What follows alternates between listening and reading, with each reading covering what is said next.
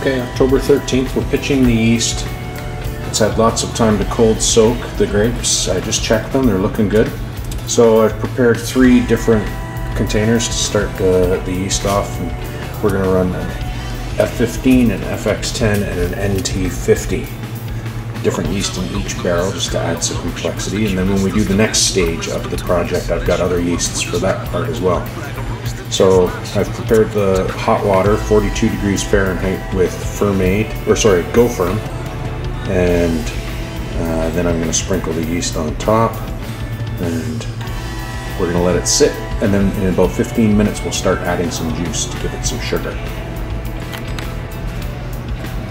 Okay, so I've got each container labeled so that we can keep them separate. And from this point forward, we have to make sure that any utensils or punch down sticks or anything that are transferred from barrel to barrel are cleaned in between barrels so that we don't get a sort of a cross pollination of the yeast. I don't know if it would happen, but I recommend against it. Plus you want them to be separate. And you can see there's quite a bit of difference between the NT50 and the other 2 yeasts. Those look more like normal yeasts.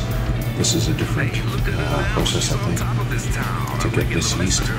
But like I said, I'm going to cover them with plastic so that the fruit flies stay away, and we'll start introducing sugar slowly, and then we'll transfer it outside so that it can acclimatize to the temperature, and we'll slowly build the yeast starter, and then tonight we will add the yeast starter to the barrels. Okay, so it's been 15 minutes since we started the yeast. As you can see, it's starting to bubble up a little bit, so we're just going to give each one a little stir so that it all gets wet. There's quite a bit more liquid in that one.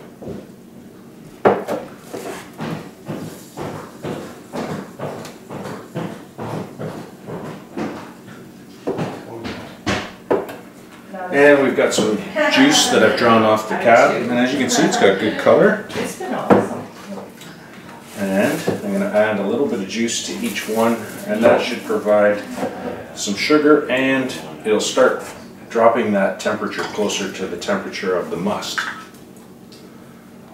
You don't want to shock the yeast. If you go to the website for the yeast manufacturer, you'll see that there's optimum numbers for how quickly the temperature can drop, by how many degrees, and how much the sugar should increase. This seems to work pretty good for me. And then we're going to set the alarm for half an hour. We're going to add more sugar, and then we'll slowly build this up. We'll be out of these glasses soon into some small pails.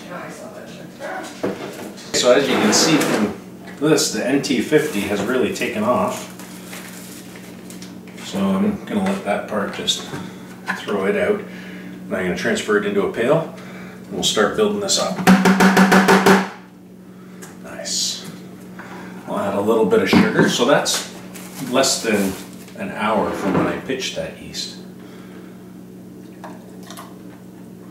Again, we'll just build it slowly. Then eventually we'll bring some grapes in.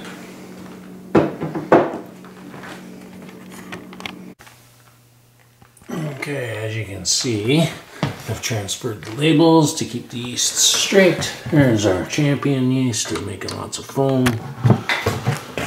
That one's doing well.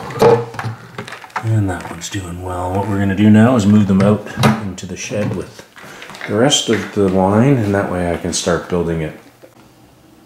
Okay, here we are out in the shed. We got the 3 barrels covered in a tent-like structure with a heater keeping the heat up. And we're ready to go.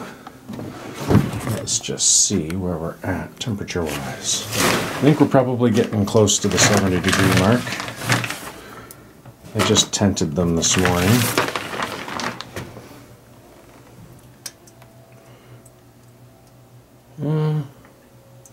Actually 60. I don't know if you can see that there or not. I mean, warm enough to get it fermenting. We're still going to want it warmer though. As you can see, everything's looking good. It's not fermenting yet. Lots of color coming out. Okay. We got our strainer. We got a little bit of juice. Probably don't need that much. And into the yeast bucket. And so we will continue to build it. So the grapes have been sitting since last Saturday. So 5 days, cold soaking. I had the heat on all day. The temperature is now a good solid 70 throughout the barrels. There's no fermentation going on. Fruit extraction is out of this world. Okay, so we've got our 3 yeasts going in the pail. Nice good yeast starter. It's nice and warm in here, so we've got a lot of action going on in that pail. And what we're going to do is just pour that in and just gently stir it into the top of the wine. And then tomorrow, I will give it a good stir. And it should be off like a rocket. F15. Love the F15. Going in this bucket.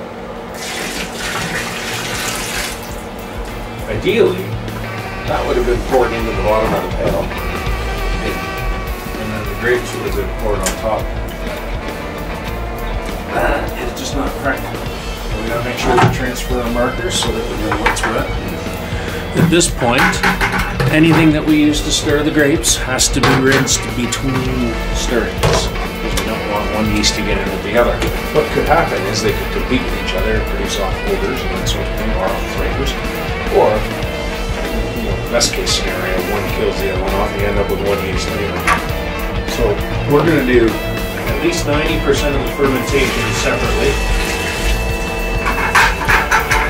And then we maybe, because we're doing sort of an end of the fall fermentation, there's probably going to be some residual sugar when we go to press. And that will continue to ferment when we get it in glass inside.